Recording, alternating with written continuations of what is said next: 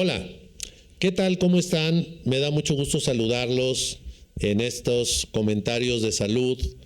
Y el día de hoy estoy de plácemes porque tengo conmigo a un gran invitado, profesor de muchas generaciones de neurólogos de este país, con reconocimientos en muchos lugares del mundo. Y me da muchísimo gusto tener aquí al doctor Guillermo García Ramos, que además me ha permitido la amistad de poder hablarle de tú, entonces me voy a dirigir a él como Guillermo. Pero quisiera decirles en breve, bueno, él es egresado de la Facultad de Medicina de la Universidad Autónoma de Nuevo León, donde hizo su carrera de medicina. Después hizo su especialidad en medicina interna en el Hospital de Nutrición en la Ciudad de México, y posteriormente estuvo en los Estados Unidos, en Chicago, haciendo su posgrado en neurología. Y lo traigo para que nos platique la historia de la neurología, de cómo se ha ido modificando la práctica clínica del neurólogo a lo largo de estos últimos 40 o 50 años que tiene de enseñar neurología y practicar neurología como todo lo que es un gran maestro. Y le quiero dar la bienvenida, Guillermo, me da muchísimo gusto que estés aquí.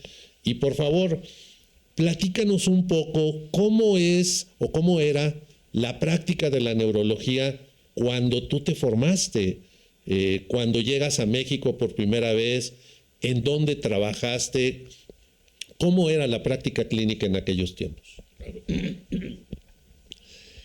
En primer término, Saúl, te agradezco mucho la invitación. El doctor Saúl Garza Morales, tuvimos la suerte de tener convivencia profesional en varias instituciones, instancias, y todas ellas han sido muy placenteras, muy productivas, muy didácticas. Creo que dividiré mi plática en la práctica de neurología en tres épocas: ayer, hoy y mañana. La neurología de ayer se inicia con el advenimiento en México de un conjunto de neurólogos. En la época de Franco hubo un exilio. En ese entonces el maestro Salvador Subirán estaba en París y de ahí le dieron la encomienda de que había una serie de médicos, no solamente neurólogos, sino solamente médicos, que querían salir del país en ese entonces, atravesando por una crisis muy especial por el general Franco. En un barco que llegó al puerto de Veracruz, llegaron 3 o 4 personajes que ojalá la memoria no me traicione. Fueron el doctor Dionisio Nieto, Isaac Costero, el doctor Rosenblut y otra serie de no médicos, y que venían buscando pacíficamente lo que no pudieron obtener en su país natal, España. Estos personajes estuvieron y se dedicaron a tratar de desarrollar en México la especialidad que ellos cultivaban. Sus maestros, por ejemplo, eran grandes profesores de neurología en Alemania, en España, en Francia. Y hicieron en su llegada después a Veracruz, 2 o 3 años después, formaron en La Castañeda, que era una especie de manicomio, donde recluían a enfermos mentales, alcohólicos, prostitutas, sifilíticos, etc. Y allí aprendieron en los estudios que hicieron sobre cisticercosis en La Castañeda, y el doctor Dionisio Nieto, Isaac Costero, después se agregó el doctor el patólogo Alfonso Escobar Izquierdo, y hicieron, después con la intervención del doctor Velasco Suárez, dos granjas, donde tenían a niños que requerían de apoyo y ellos tenían que cultivar como terapia ocupacional, y de ahí salieron de las granjas el Hospital Fray Bernardino Álvarez y el Instituto Nacional de Neurología. Después de mi entrenamiento, tuve la suerte que el doctor Rubio, Francisco Rubio Donadier, me admitiera en el Instituto de Neurología, donde estuvo de 1973 al 94.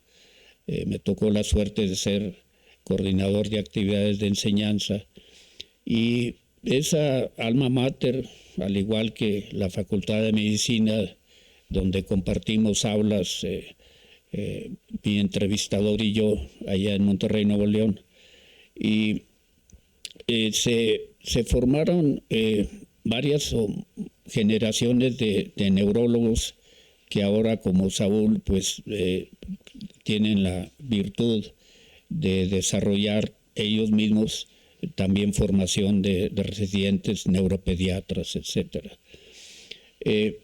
Después, en mi sobrevivencia en el Instituto de Neurología, simultáneamente el doctor Rubio y yo estábamos en el Instituto Nacional de la Nutrición, ya ahora en Tlalpan, y ahí formamos generaciones de múltiples residentes, no solamente en neurología, sino en otras especialidades, cirugía, psiquiatría, psicología, etc.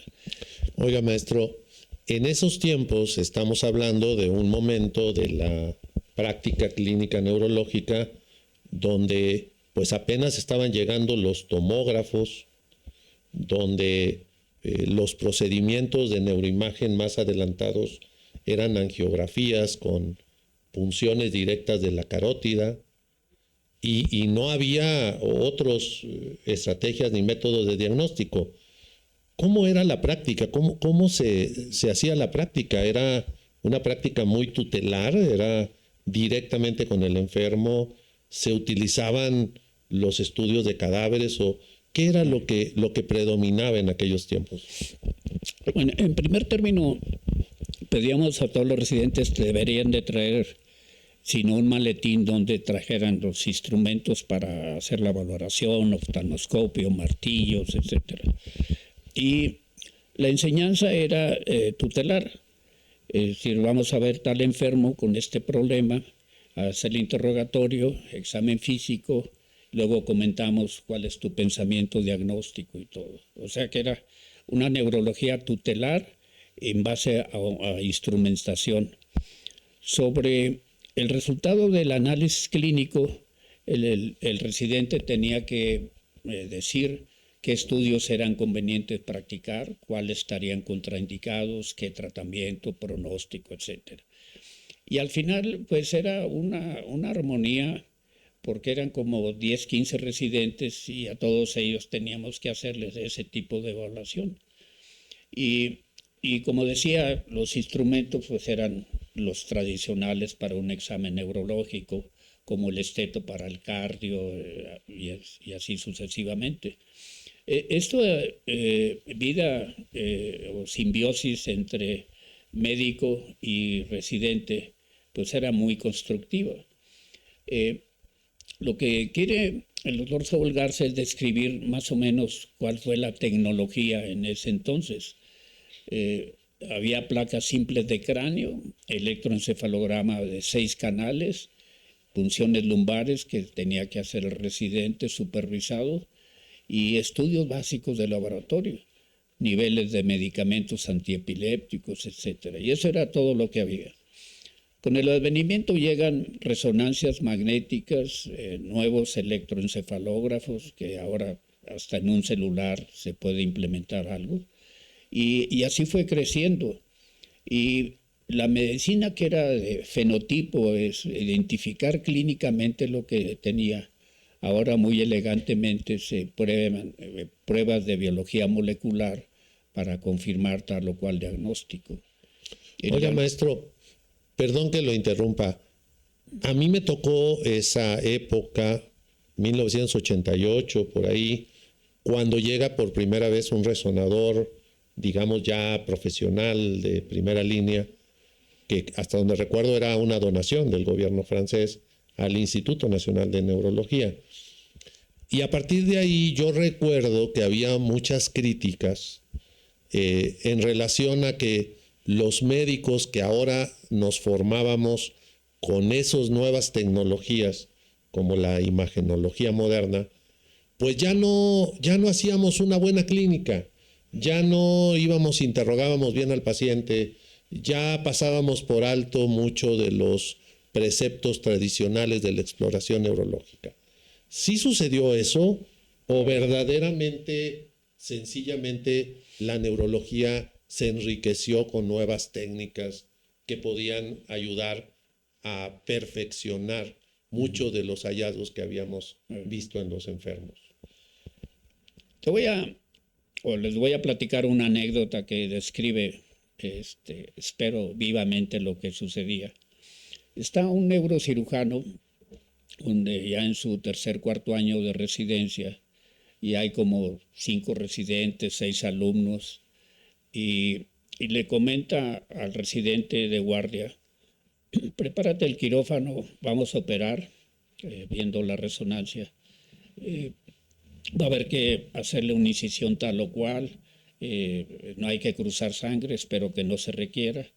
Y va a ser un procedimiento que probablemente nos tardemos unos 4 o 5 horas, porque teníamos un microscopio muy rudimentario y eso probablemente prolongue la cirugía.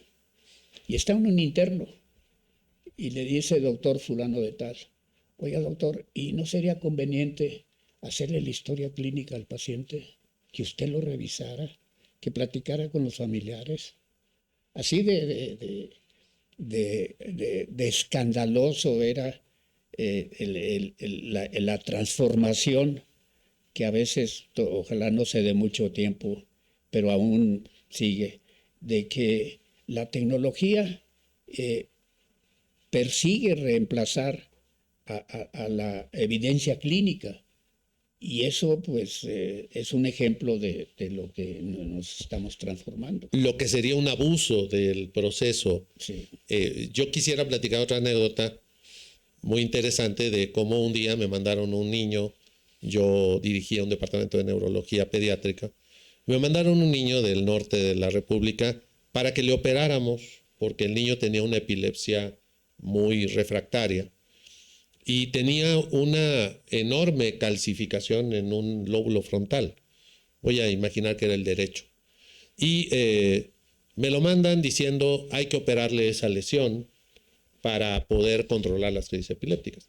Y lo primero que hicimos fue hacer una muy buena historia clínica, una muy buena semiología, y después hicimos un electroencefalograma de lo que teníamos en aquel tiempo y demostramos claramente que el origen de la epilepsia era del otro lado y que este fenómeno de calcificación que se había encontrado pues era sencillamente un hallazgo de radiología y que no de ninguna manera era lo que teníamos que operarle al enfermo.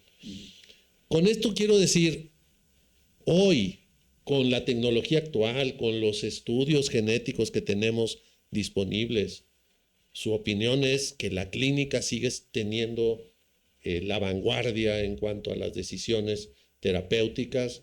Seguimos estando igual que hace muchos años. Debemos de seguir dándole ese valor a la información clínica. Yo pienso, Saúl, que la neurología, mientras yo esté aquí y todos mis demás colegas, profesores, la esencia va a ser la relación médico-paciente. Si una máquina, un estudio biología molecular, podrá dar un diagnóstico, pero no decidir qué se le va a hacer al enfermo. La inteligencia artificial, que ahora está en boga, pues depende de lo que le alimente el médico o los software que tenga que usarse de acuerdo a él. Por ejemplo, en la resonancia magnética hay un software para cefalea, y para la cefalea la máquina tiene que buscar tales o cuales. Ya no es el médico que le dice: hazle un T1, T2, ponle medio de contraste y todo, sino que la máquina decide. Y eso también pues es un reemplazo hacia el médico radiólogo, en el cual pues ya la interpretación tiene que hacer. Yo tengo una expresión, que la inteligencia artificial es como hacer una autopsia sin cadáver o una biopsia sin espécimen quirúrgico. Y eso pues No se puede hacer. No contiene, como decimos ahí en el norte. Claro. Se apea el 8 y no contiene, decían en mi pueblo. Muy bien. ¿Y qué tanto ha contribuido estas nuevas tecnologías a la enseñanza del neurólogo en formación? Y de manera particular, porque esto lo pregunté para los pediatras, pero se lo quiero preguntar a usted. El profesor de neurología clínica actual, que tiene ahora no solamente que enseñar reflejos, análisis de signos y síntomas, sino además tiene que saber qué estudios de genética pedir, cómo interpretarlos, si estas nuevas tecnologías, los SPECT y los PETs y todas estas nuevas tecnologías imagenológicas, las tiene que dominar y tiene que decirle a los estudiantes ahora cómo estudiarlas, cómo analizarlas y demás. ¿Esto ha venido a complicar el trabajo del maestro de neurología? ¿O esto ha venido a facilitarle el trabajo que se hacía anteriormente? Yo voy por lo segundo, Saúl. Yo creo que facilita mucho, pero, ahí viene el pero, tiene que ser con la convivencia maestro-alumno. Si falla el alumno por más tecnología, o lo que podría ser más frecuente, si falla el maestro como uno que ya no esté en los tiempos de la innovación tecnológica, no pueda transmitir esos conocimientos. Te voy a comentar, por ejemplo, cuando uno ve a un paciente que tiene muchas bolitas y tiene problemas con la vista y tiene neurofibromatosis, y se le pone un nombre, von Recklinghausen. Entonces, el médico, el residente, el estudiante, tiene que saber que cuando se menciona eso, hay un fenotipo que se tiene que adaptar a lo que él diga. Y no esperar a que venga la biología molecular, a que decía de la von Recklinghausen es tipo 1, tipo 2, y hay que hacer esto y esto otro y esto no. Yo creo que la nueva tecnología es aprovechable, hace los diagnósticos más difíciles que se puedan hacer, pero no sustituye al martillo, al oftalmoscopio. Eso será forever and ever. Me parece bien. Ahora, hoy los residentes de las especialidades, todas ellas, las especialidades médicas, tienen la información científica en un teléfono, en una pantalla, en una tableta. Tienen los accesos a escuchar pláticas de ponentes internacionales que están grabadas en YouTube. Tienen la oportunidad de tener acceso a las revistas internacionales por diferentes fuentes a través de las universidades y demás. Esto ha impactado en el sentido de decir, hoy hacemos mejores residentes de neurología con mejores capacidades, o esto simplemente genera el compromiso de decir, pues ahora tienes mejores vías para que puedas actualizarte. Hoy la tendencia mundial sigue siendo hacer lo digital como algo más usual. Incluso los grandes congresos lo puedes hacer, las actualizaciones. Sí. ¿Cuál es el impacto de esta información digital? Yo siento que todo es ganancia. Y si hay pérdidas, no es por la máquina, es por el profesor. Y estoy escupiendo para arriba. De manera que por ahí va. Te voy a platicar un ejemplo ahí en nutrición. Teníamos un quirófano con maniquís que remedaban al ser humano. Y de repente estaba haciendo una craneotomía un profesor, a través de de un mecánico. Y quien estaba dirigiendo era en japonés, para simular un aneurisma que tenía que cliparlo el alumno. Y eso pues, era una modernidad que decíamos, ¿cómo es posible? Pues ahora ya no es una utopía, es una realidad de que la tecnología llega a ese grado. Y de nuevo, no debe reemplazar a la relación médico-paciente. Clinic quiere decir cama, y la cama es donde está el enfermo, ahí es donde se inicia y se debe hacer el diagnóstico. Lo demás es confirmatorio. Y si la prueba no confirma, quiere decir que el residente o el médico no enseñó bien o no aprendió bien, que es lo mismo. Muy bien. Creo que es un mensaje extraordinario el que nos está dando. Las máquinas, los estudios de laboratorio, toda esta nueva tecnología nunca van a sustituir a una buena relación médico-paciente, a un buen interrogatorio, a un buen análisis de los signos y síntomas. Pero, ¿qué nos espera en el futuro? Usted nos decía, voy a dividir mi comentario en presente y futuro. ¿Hacia dónde ve usted la tendencia de lo que tenemos que hacer las gentes que por alguna razón nos tocó enseñar la neurología? ¿Cuál es el camino, cuál es la directriz que cree que debemos de seguir hacia adelante? Yo creo que si habla uno en primera persona, profesor, a un alumno, es que debemos estar conscientes que tenemos que adaptarnos a estas nuevas tecnologías y que debemos de estar no a la altura, pero aproximándose a que los conocimientos nuevos, que todos los métodos de transmisión que se hacen y la cama del paciente no pueden ser sustituidos de nuevo. Y que el muchacho, el residente, aprenderá todo, pero lo básico nunca lo debe de olvidar. Porque ¿cómo seleccionar una prueba diagnóstica si no se tiene un diagnóstico es demasiado costoso, riesgoso y no es una buena práctica médica? O sea, el análisis secuencial, ordenado, como se estudia en prácticamente todas las escuelas de neurología, el diagnóstico anatómico, el diagnóstico sindromático, la sospecha de diagnóstico causal, sigue siendo la base, claro, y seguirá siendo la base, claro, en los siguientes años. Voy a cerrar, si me lo permites, mi comentario. En el Instituto de Neurología y Nutrición, las autopsias por año en el instituto cuando ya estaban eran alrededor de 60, 80, en nutrición 100, 110. Hoy en nutrición, si se hacen 3 al año, son muchas.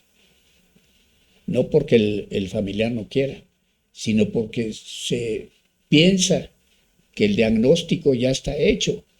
En esos 3 casos, que me tocó ver 2 de ellos neurológicos, el diagnóstico de autopsia difería del diagnóstico que había hecho la computadora y el fenotipo.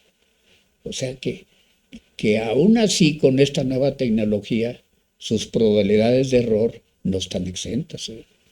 Y eso repercute en muchas cosas. Recuerdo que en mis tiempos de formación se hablaba de que la calidad de un hospital se medía o se podía estimar a través de la cantidad de estudios de necropsia que se podían hacer. Y hablábamos de cifras muy importantes. Recuerdo del Hospital General de México, por ejemplo, que era uno de los líderes en cuanto a hacer estudios histopatológicos. Entonces, hoy, de alguna manera, la tecnología, esta tendencia ahora de hacer autopsias virtuales con estudios de imagen, claro, pues no dejan de ser una guía, pero definitivamente que los estudios absolutos, los estudios finales, siguen siendo lo que se ve en el microscopio. Claro, claro. Si recuerdas en el casos clínicos del New England Journal of Medicine, son puros casos que han llegado a biopsia y o autopsia, no de máquina, no de computadora. Muy bien. ¿Qué errores usted ve en la práctica clínica que pudieran usted dar como consejo a las nuevas generaciones para hacer una mejor práctica de la medicina en el consultorio? ¿Cuál sería el consejo que usted daría con su experiencia, con el expertise de muchos años? ¿En dónde podríamos estar fallando las generaciones nuevas al hacer una práctica clínica? Hay estudios interesantes, algunos de ellos replicados tanto en nutrición como en neuro, que ponían en concurso un residente de primer año, segundo, tercero y un adscrito, el mismo paciente, la misma historia y todo. Órale, a ver, ¿cuáles tuvo? 3 primeros diagnósticos, al R1, R2, R3 y el médico adscrito. O sea, están los 3 diagnósticos. Y la concordancia era, ya cuando estudió laboratorio, de un 67% del R1, 70% del R2, R3, el adscrito 62%.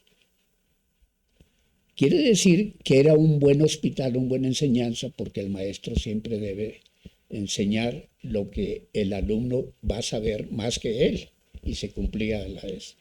Como dice el dicho, hazlo como te digo que lo hagas, no como yo lo hago. Sí. Total que cuando ya se hacía el análisis y la comparación, había 2 consecuencias de falla, de error. Que el residente de primer año, el que tenía toda la lumbrería del último INGLA, del Lancet Neurology, y para allá y para acá, se clavaba luego por un diagnóstico. Es decir, el cierre precoz se llamaba. Es decir, el cierre prematuro, y el adscrito, como tenía un poco más de experiencia, escogía 3 o 4, no uno solo. Y ahí era la diferencia. Y ahí fue. Entonces, el consejo para las nuevas generaciones sería: siempre traten de tener un amplio margen de diagnósticos diferenciales.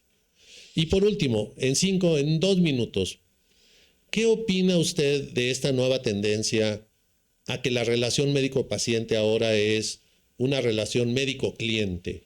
Porque la compañía que le da aseguranza a ese paciente contrata a un neurólogo, y entonces este paciente no escoge a su médico, sino sencillamente va al sistema médico que le impusieron y le toca un... Sí. Esa es nuestra herencia, Saúl, del Blue Cross Blue Shield de Estados Unidos, donde el paciente no selecciona, la aseguradora se lo pone.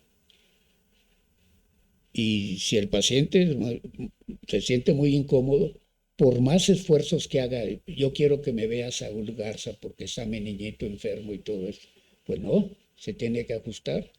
O sálgase del hospital, váyase a otro y ya escoge el que usted quiera. Pero ya no la aseguradora se lo cubriría. ¿Es una perversión de la práctica médica? Sí, yo diría una vergüenza. Muy bien. Estamos al final del programa y lo único que quiero es comprometer a Guillermo García Ramos a que regrese a este foro, a que sigamos platicando otros temas que estoy seguro que a mucha gente le interesaría conocer sus opiniones.